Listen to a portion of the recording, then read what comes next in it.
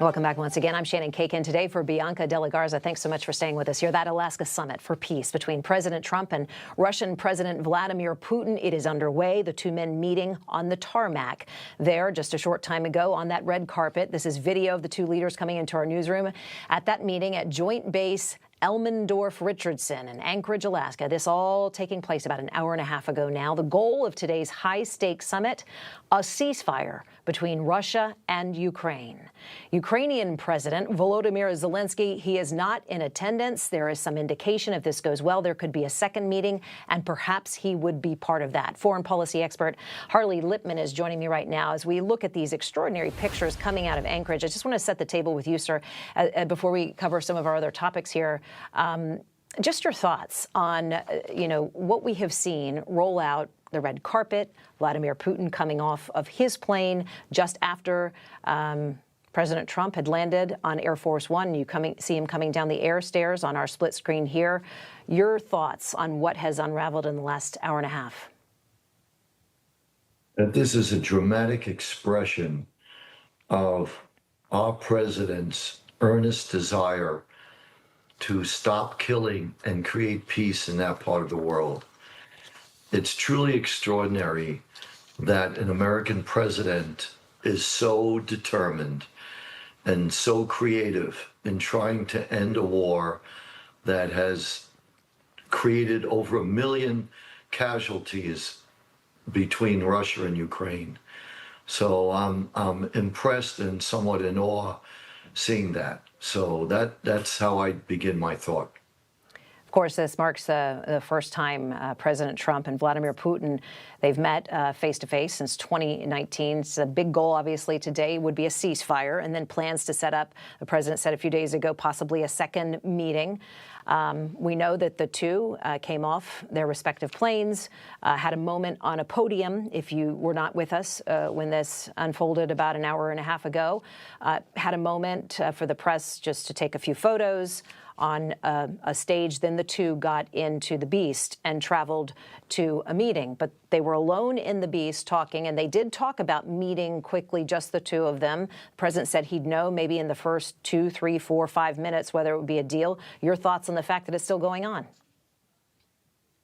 Yes, that certainly is encouraging, because most experts on Russia would say that Putin will never stop fighting until the end, if you will. He is willing to take whatever casualties and whatever time it takes, where he feels he's got time on his side and he feels the West will be exhausted.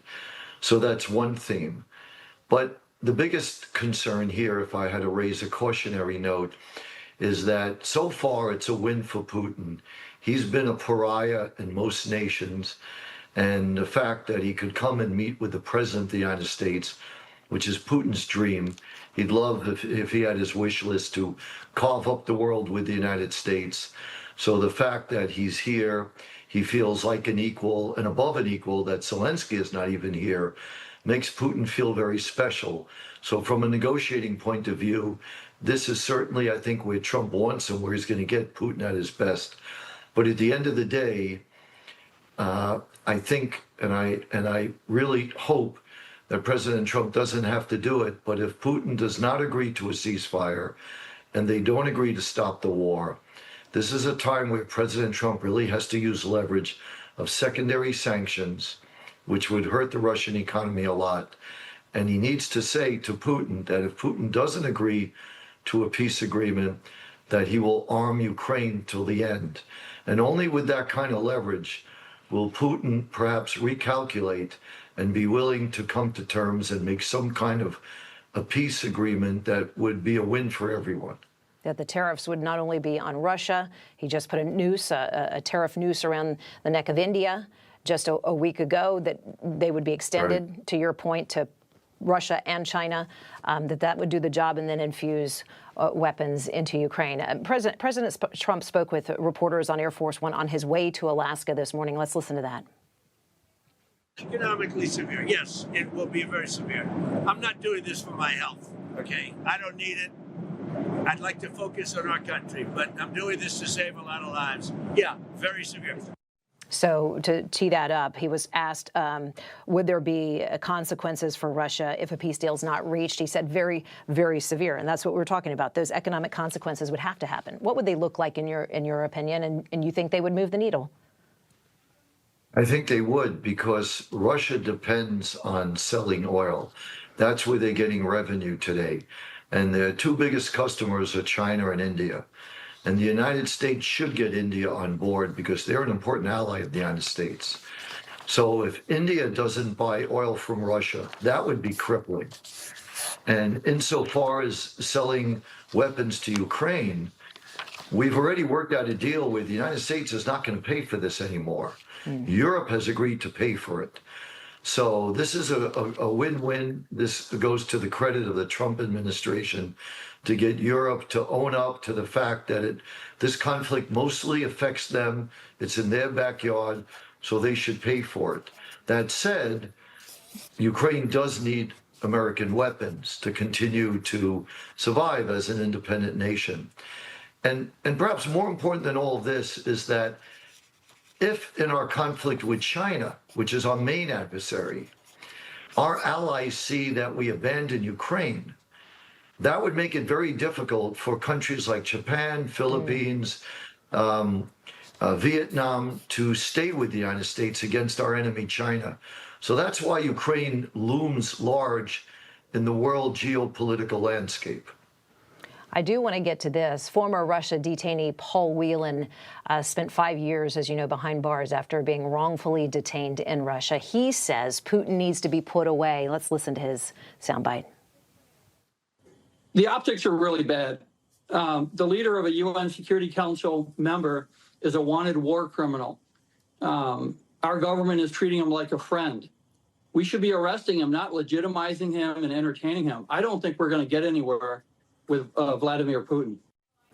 You touched on this just a few minutes ago, Mr. Lippman. You know, Vladimir Putin is an international criminal, has an international criminal arrest warrant that was issued in 2023. The United States isn't isn't a member of that worldwide court's reason why we can host him here. But there is some, as I mentioned, raised eyebrows at the optics. We're rolling out a red carpet. There was a bit of a clapping from the president, and there has already been criticism from around the world on this, what is being described as a warm welcoming of Vladimir Putin. Your thoughts? That's a very valid point of view, and that's a very good, crisp statement of the other side of the coin.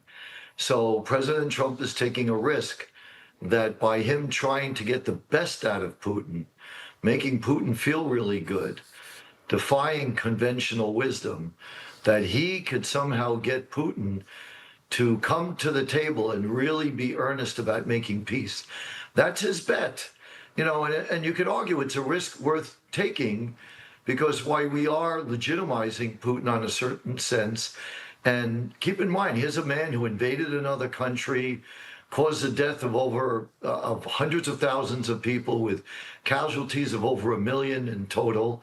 Russians have kidnapped Ukrainian children. They've done terrible things to Ukraine. But again, as President Trump said, he's not doing it for his health.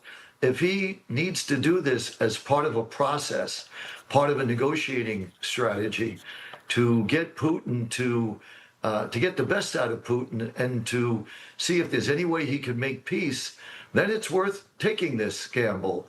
And we will find out very shortly whether this was a good decision or not. Before I let you go, I want to ask you, Vladimir Putin is saying he's not going to give up territory. Zelensky is saying there's no deal here if they don't get their territory back. Do you think that the children you mentioned, those 20,000 children, Ukrainian children, will be part of any peace agreement moving forward? Do you think the president will make sure of that? Well, on a humanitarian level, it needs to be, but it'd be very difficult. These children, we don't know where they are. They may be with families. Will those families give them up now? It's a horror story for the poor Ukrainian parents who lost their children. This is unacceptable, and this should be made into a major issue.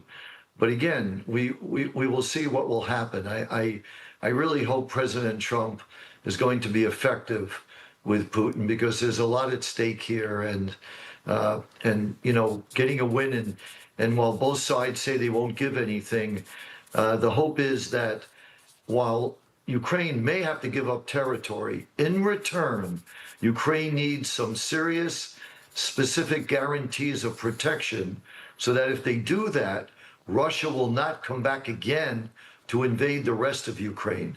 That's what's going to make the difference between getting a deal that's going to work or not. The eyes of the world are watching Anchorage right now, and we are all praying. Foreign policy expert Harley Lippman, thanks so much for your perspective. We appreciate your time today.